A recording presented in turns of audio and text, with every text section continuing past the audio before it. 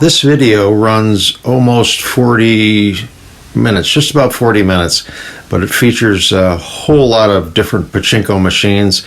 So grab a cup of coffee, sit back, relax, and enjoy. Thanks.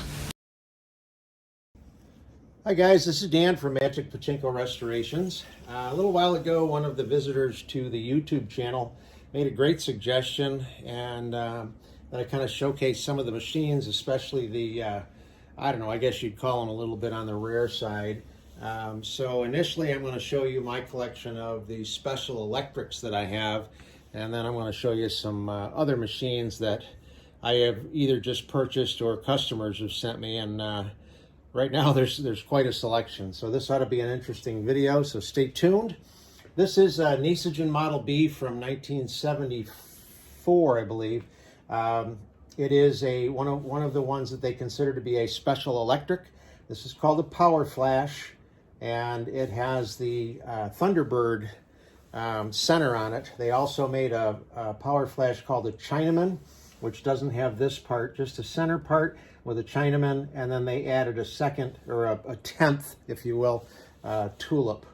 So these are very cool. These have a whole inner board. I'll show you, actually I can show you now, I guess.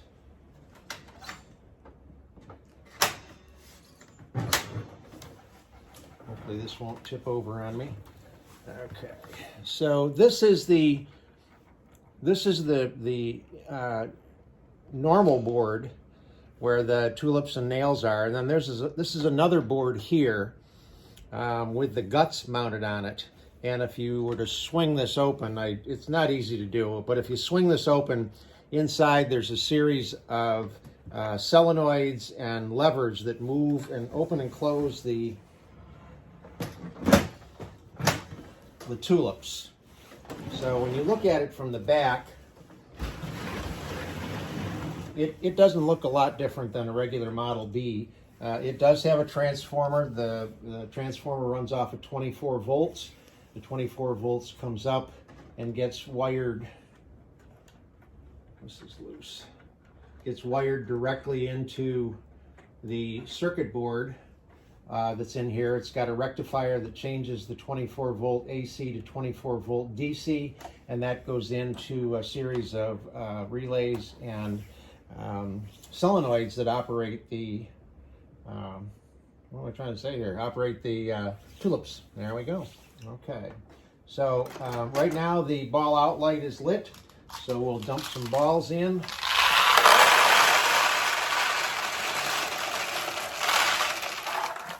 Ball out light is off.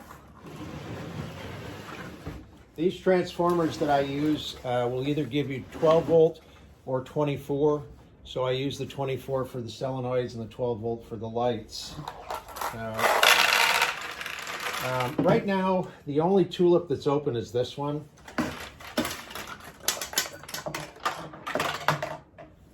So it's not going to really show you much yet.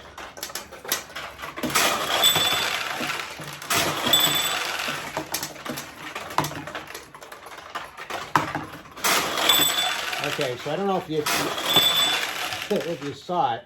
I put a ball in this tulip, and it went from this one to this one to this one to this one, just following a path. So it just mechanically opens all of these tulips. Now watch what happens if I get a ball in that yellow tulip.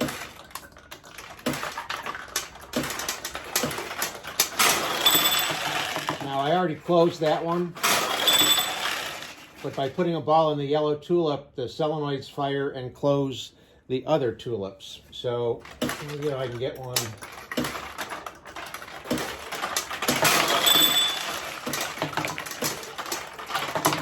When it goes into the center tulip, nothing really happens. Let me cheat this and I'll show you. So if a ball goes in here, it'll pop all, oops, sorry, my arm was in the way. It pops all the tulips at the same time. If you get a ball in this yellow, it'll close these. And a ball over here, it'll close these. And then if that's just a regular regular payout. But if a ball misses the center, which opens them all, it'll go in here, and it'll either go down this side or that side and open them up. So that's a Power Flash. These typically sell for anywhere between $1,200 and $1,500 when they're fully restored.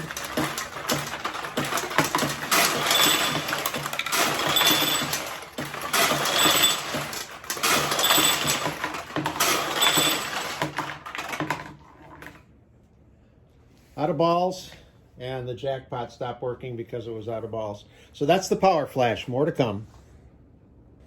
And we're back with another Nishijin special electric machine. This one is called Ciruit, or some people refer to it as Circuit Racer. Again, this is one that I did a full restoration on. One of the things that I didn't mention in the other video about the other special electric with the Power Flash, actually the Power Flash isn't so bad because it has a minimal amount of circuit boards, but the Circuit Racer has had a circuit board in it that controlled the logic that opens and closes and turns lights on. And one of the biggest drawbacks that you have when you buy a machine like this is whether or not it functions properly. And so many times when you try to buy them, the original owners just simply don't know. So you're buying it kind of keeping your fingers crossed that it works. And this particular one, the circuit board on it had gone bad. 45 years old, the components wear out, whatever. So fortunately for me, I have a friend in Chicago that's real good with Arduino boards and circuitry and all sorts of stuff. And I took the guts out and sent it to him, and he sent it all back to me. And what was a very small circuit board ended up being quite a cluster back here. And there's actually inside, there's 1, 2, 3, 4 boards plus this board. There's actually 5 boards that he needed to duplicate the one circuit board that was the original circuit board. So my hat's off to him. I never would have been able to. These side pockets right here, this Japanese writing on them actually says something like finish or end or whatever. I'm not sure exactly what it says, but it basically says the race is over. Okay, so you have some tulips, you have the tire in the middle, and what will happen during gameplay is this tire will split open. That's solenoid driven, and then you can see the positions 2, 3, 4, and goal here. There's a 1 that you can't see right now. Those will light up as you progress through the jackpot progression. And in the original circuit, if you dropped a ball in one of these guys, it would close this and stop the progression. When Carl did it, he asked me about it, and I said, oh, leave it so that it keeps the progression going. I mean, why not? It's more fun to win than lose. So that's the way this particular one is set up. So I'll pump some balls through it and see if we get lucky. If not, I'll show you how the progression works.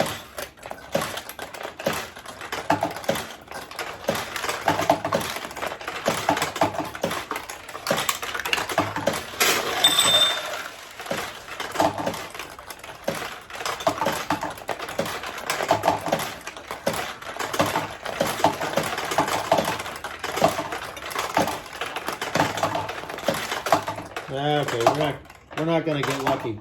During normal gameplay, the ball just drops down through these. They don't go in and give you any kind of a prize. So let me cheat this, and I'll show you the progression of the jackpot.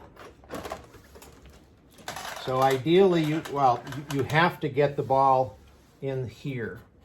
So when a ball drops in and goes in here, the arm out of the way,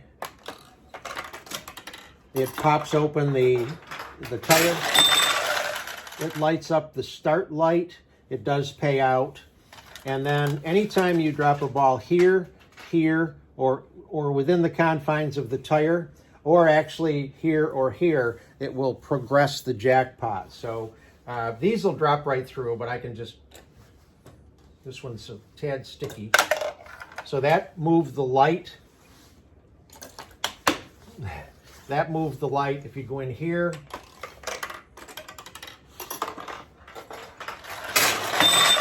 it moves the light. Here it moves the light.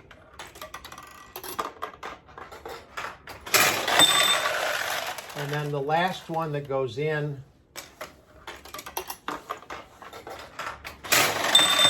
shuts the progress down, and the tire closes up.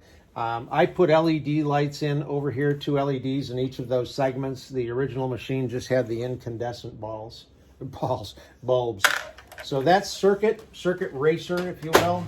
Again, this is from the mid-70s. I've forgotten now the date on this, 75 maybe, don't remember.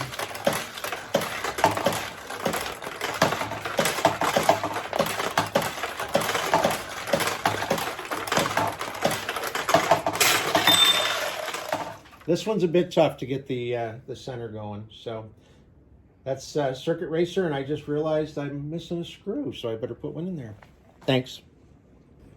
So next on our list of Nishijin special machines, special electric machines, is the Nishijin UFO. This is one of my favorites. I really like this machine. There's a pretty good shot of the center attraction, the Nishijin UFO. It's got a very distinctive play field. And up in these areas here where the little spaceships are, there are actually lights that shine through the play field. I'll show those to you in just a minute once we get the machine running. So this machine, when I purchased this machine, I forgot what I paid for, probably a couple $100. Who I bought it from told me that it was functional. And this is another one that has the what I call a swing board. So the guts are mounted on the swing board.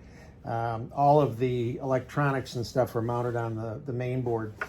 This is all controlled by a circuit board. With an off and on switch, and I think somebody wired in a bell or something, if I remember right, and I chose not to use it. But this switch turns the power on to the circuit board. Again, it's run off of a 24 volt power supply. And again, this is a functioning circuit board. And I have another one of these, and unfortunately it didn't work. So again, my friend Carl that I mentioned before actually created another complete circuit for me for another UFO that I'll be restoring down the road. So this one is fully functional with the original circuit board.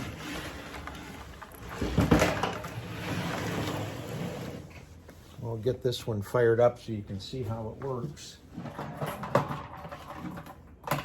I'll flip some balls through it, but more than likely we'll just cheat it.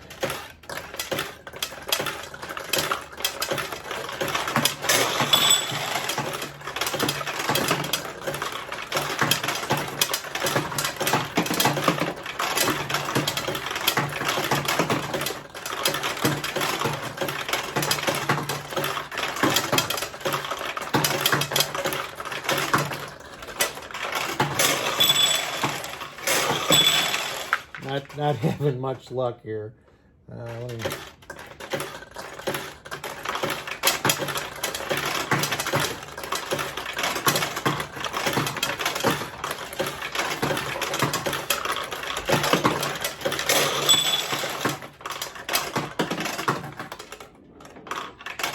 Okay, all right, we'll cheat it so that you can see the, again, what I call the jackpot progression.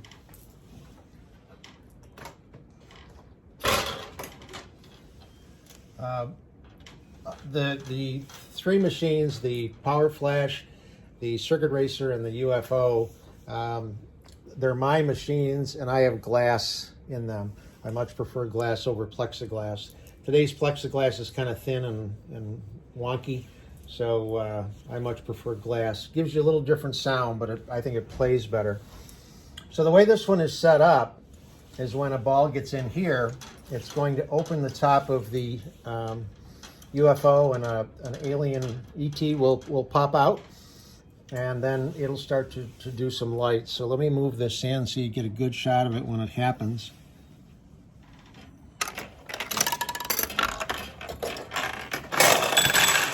So now the top of the UFO is open and the alien comes up, and this is blinking. Now these are similar to the circuit. They keep the progression going, and I don't know if you can see it or not. I'll try to get right there is a light that's actually on, and then the next progression will light a light here, here, and here, and then everything starts to blink, and then it will shut itself down. So let me drop some more balls through it. Let me stay in fairly close on it. So it doesn't matter, you can drop a ball over here and it changed the light. Am I up high enough? Yeah, it changed the light. And drop a ball in here, and again the light moves over to here now. Drop one in the middle, it'll move the light.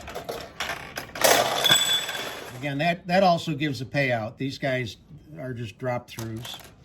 Throw one in the middle. Throw one in the middle. So now everything is blinking, and then I believe this will be the last one. These are lit up, and this is blinking, and then we'll put one more in, and it shuts everything down. So that's the UFO progression. Again, another Nishijin special electric machine. Very cool.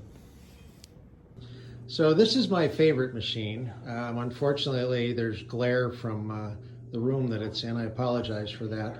But this is one of the few machine, or the only machine that I actually have mounted in my house. So it's mounted in a very nice cabinet with whatever they call that, not mitered. I don't know, whatever these things are called. You guys know what it is. It's poplar, and we've got it mounted on the wall. And if you look at it right now, you see the center attraction looks like a roulette wheel. This machine is actually called the Power Roulette. You can see right there. And the lights are blinking in the middle, and then there's a light that goes around, and it lights up 1, 3, or 5. And if you notice over here, there's also a 1, 3, or 5 pattern over here. And there are 5 tulips. So just kind of keep that in mind. And hang on, let me open this. So this one is, again, one of the ones that has the main board and then the swing out board. What I call the swing out board. No, I take that back. I'm sorry. This is not a Model B with a swing out board. This is actually a Model C. So it's set up differently. So there's the roulette wheel. It's got a pretty complex circuit board in there that controls solenoids and things like that. So this is a Model C. Again, it's got a 24-volt power supply that goes up and feeds into the circuit board, and then also splits and powers the just the light bulbs for the ball out light and so on and so forth. So I don't know if I can. Oops, sorry. I don't know if I can do this on my own. I'll try. Okay. So we'll just try to.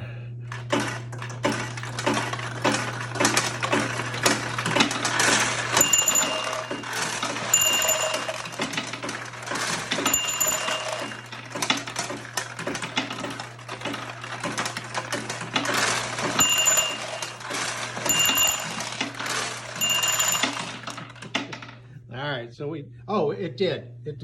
I didn't realize it triggered, but you see now how fast the roulette wheel is spinning. And if you notice right now, only one tulip is open. Now I'm going to press this button, and you'll see the the roulette wheel slow down, and then depending on the number it stops on, it'll open that many tulips. So it slows down, and this time it stopped on 1, and unfortunately the 1 tulip was already open. So let me do this.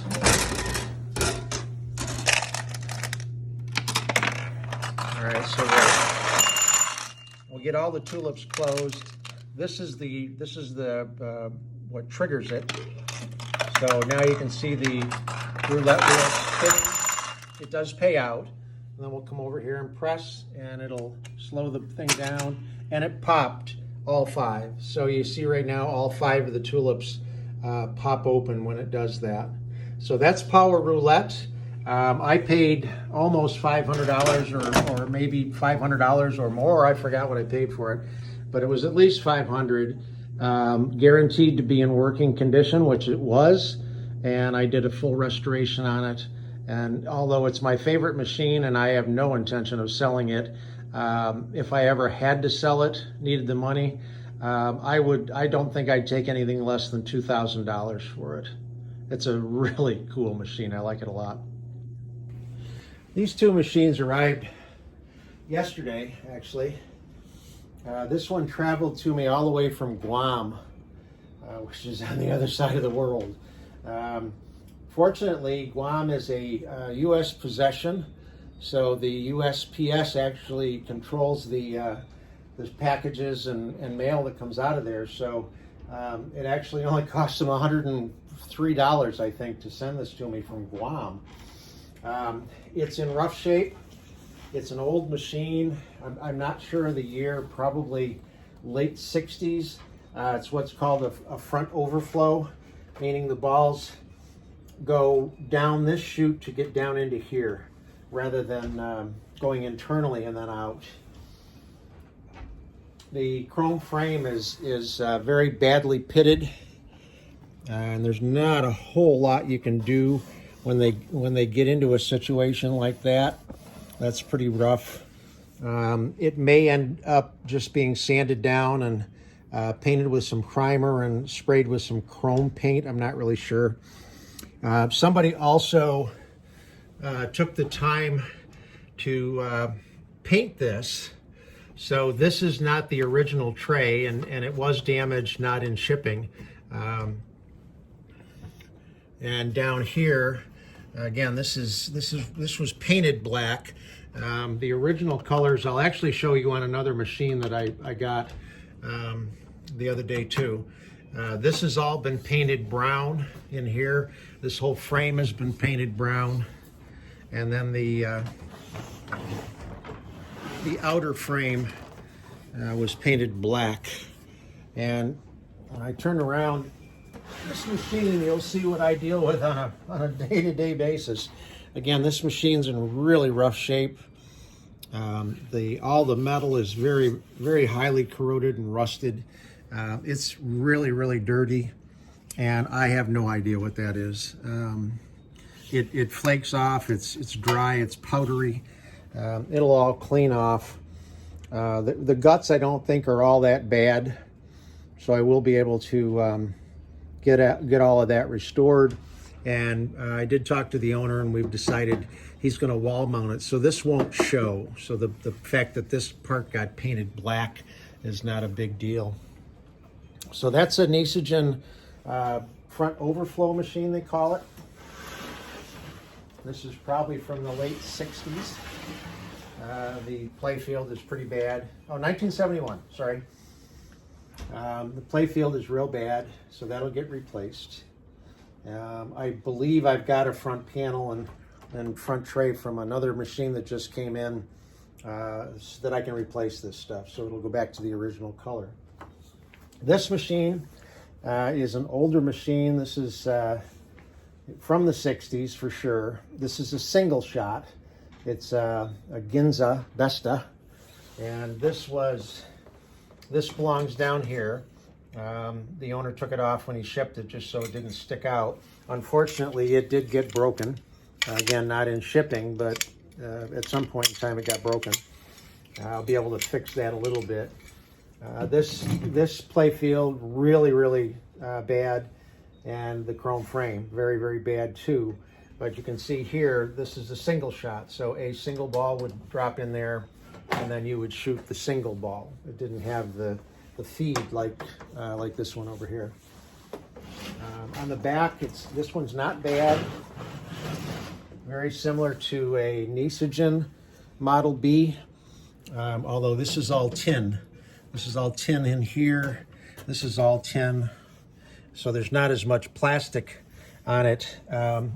Although the Nishijins had a lot of tin on them also. And this is something I really just didn't understand. You can see some mechanisms in here and a light bulb and a switch. Actually, I don't know if I had the camera set right. There's the switch, there's the mechanism, there's the light bulb. For whatever reason, evidently the Japanese, when they played these, could shoot the balls very quickly, even though it was a single shot. And if two balls went in at the same time, one would pay out, and the other one would, and although this one, yeah, it does, it's right here, would end up in a chamber right in here. And it would queue up, and the light would turn on. And basically that said, you won twice, we've only paid you once. And then this lever right here, when you push down, it would jump the ball over to the seesaw and it would pay out. So it might store 3 or 4 balls in there, maybe 5. And as long as the light was lit, you could just keep hitting this and it would kick out more balls or more wins for you. So that's the Ginza, single shot. All right, these two machines just recently arrived also. I've spoken of my friend Carl in Chicago, and he's pretty good at finding machines in Chicago. Chicago was a hub for the import of the machines and cleaning them up and then turning them around for retail. This one has a wooden cabinet built around it. I'll show you that in just a second. This also is a front overflow. So if you, I'm not sure which order I'm going to put the videos in, but I did another portion of this where this was all painted. This was all black. This was all black. This was broken. So I'm hoping that this will fit that other machine and we can take it back to its original color. Again, this was, in fact, I might even be able to use this frame now that I think about it. Might not be a bad idea. So this is another Nishijin front overflow. You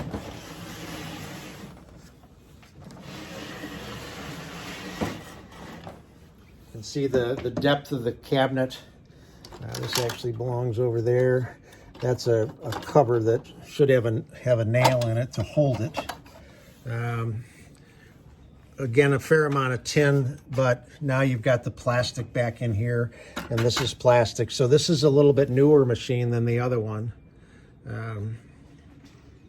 Again, the guts aren't bad, but the front of it's pretty rough.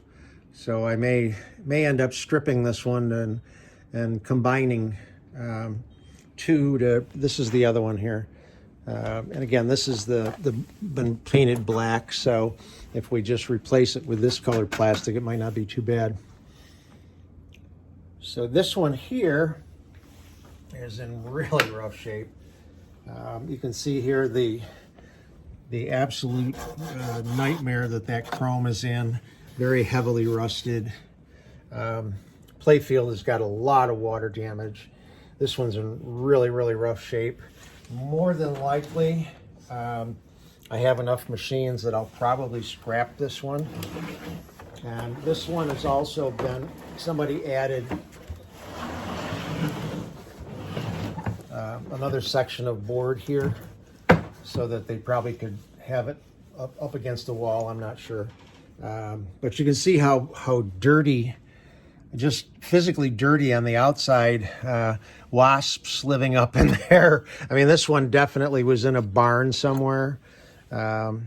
This is not right. This is not the way they were.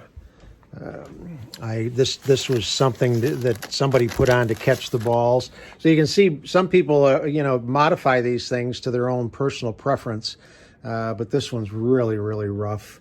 The plastic will clean up. I mean, it's not bad that way, but so much rust and just really, really bad shape. So my guess is these two are not going to end up being anything I restore. All right, two more. This one is a Nishijin Model B, and this has the, oddly enough, American football with some representation of football players. This one's not in too bad a shape. I really enjoy this trim that was on quite a few of these machines. I'll have to open it up to see what the date is. So this is a 1976 machine. If you can, I don't know if I can get in close enough on that. If you look down here, there's a 52 right there. So you add 1925 to that, you get 1977, take away a year, and you get 1976, which is the year the machine was made. 1977 is when the inspection sticker on this would have expired. So that's how you can date them.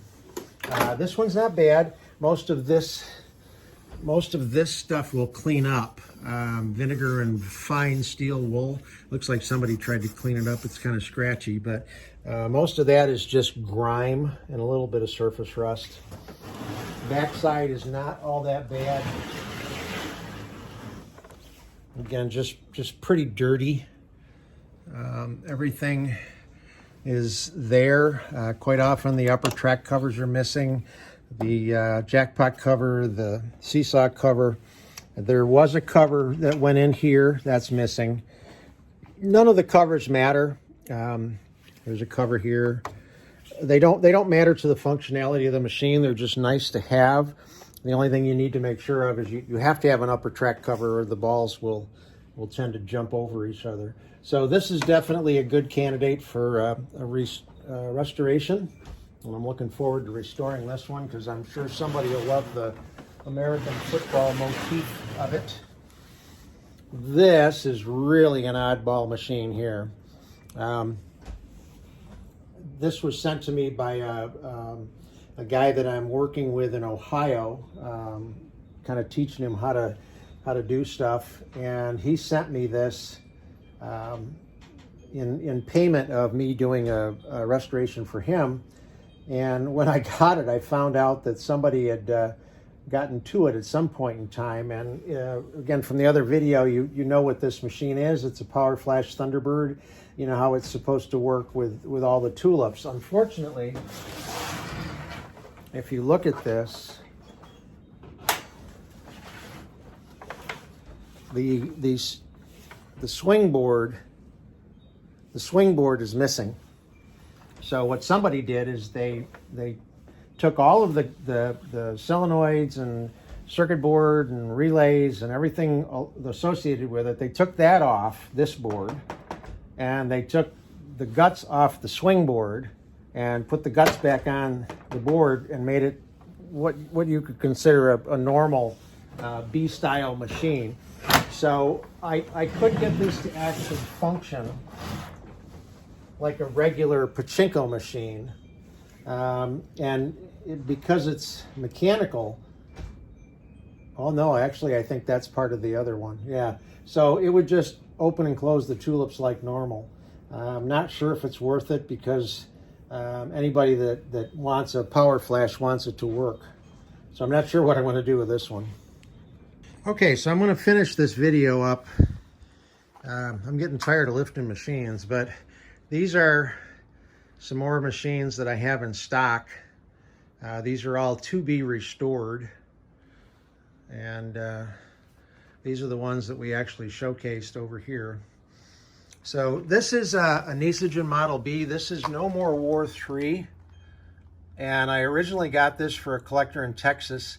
But if you look over here, you see that attraction here is, see that broken piece right there and there? It should have a piece on it like this. And the piece was of like a paratrooper. And that's gone. And without that, it's not really a complete machine. And I've actually had a couple of these come through that have had that piece missing. But through diligence, we finally found that piece, and I was able to restore a different machine to its original glory. So that's a Nishijin Model B. This is a Nishijin Model A. We call this the pinwheel because of that center attraction just spins around. The pay pocket, one pay pocket over there is broken, but I've got plenty of those.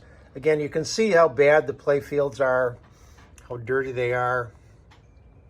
And I'll turn this one around real quick. In various conditions, that wiring has all been screwed up. It's a wonder what people do to these machines. Unfortunately, an awful lot of people have no clue what they're doing when they try to modify or get these things to work. But you can see how dirty they are. And this is another pinwheel, another Model A pinwheel. They were quite common. And how filthy, you know, this is, you can, if you've never tried to restore a machine, you kind of get an idea of what the restorers have to go through to make them pretty again. Getting the dirt off of them is not that difficult. It's everything else that's involved that takes some time. This is a pretty cool machine. This is a Nishijin Model B. It's got kind of an interesting center attraction. You can see most of the paint is gone from the center attraction. So I'll be doing some painting there. Again, dirty. It's going to need a full restoration. And it's not in too bad a shape on the back side. Track cover's missing, but that's something I can print on my own. So this one, the covers are on it pretty well. And again, this will be a good candidate for a restoration. This is another Model A. It's quite typical when you see that up in the upper corner that it's a Model A. You can see how badly the balls leave the rust marks behind. Again, play field is bad. I don't mind any of that. What I look for mainly is the wood cabinets. Make sure they're in decent shape, because you can only do so much with the cabinets. This one's not in bad condition. Nobody messed with the electrical, but I've gotten to the point now where I redo the electrical on just about everything, because you can see here this wire. Oh no, this wire is attached. It didn't look like it was attached. Japanese were not real good at soldering. They did it awful quick, and quite often when you bend a little bit, these wires just come right off, especially the leaf switches and things like that. And then the last one over here is another UFO that I have, and you can see that all the guts have been taken out of it. And again, I sent that to my friend Carl, and he rebuilt the guts for me. So this one will get restored once I get the guts put back in it. And you can see where the circuit board would have been, or will go back in, but the rest of it's in pretty decent shape. So that's all of the machines that I have. I've got a couple more. You can see them on the other side there. I got a Model B and an old Maruhan, and they're in pretty rough shape. I think they're going to get scrapped. So if you take a look at, not that one, but the A's, the B's that are common. So the A's and the B's that I talked about that are common, in the condition that you're seeing them in, they're $25 to $50. If you're paying much more than that, you're paying too much. They're just simply not worth any more than that when they're in this kind of condition. Now, if they're cleaner, if they're working right, if the lights come on, and somebody says, hey, I want $100 or $150, that's a different story. But obviously you can tell here the lights don't work on this one or that one, maybe on that one. They're all filthy, they're all really bad. Who knows if they actually work? They probably all do, but those are $25 to $50 machines. Now when you get into these guys, the special ones, the Power Flash, the Circuit, the UFO, those are going to cost you more to buy, but those are the ones you really want to be careful with and ensure that the owner can prove to you that they actually work.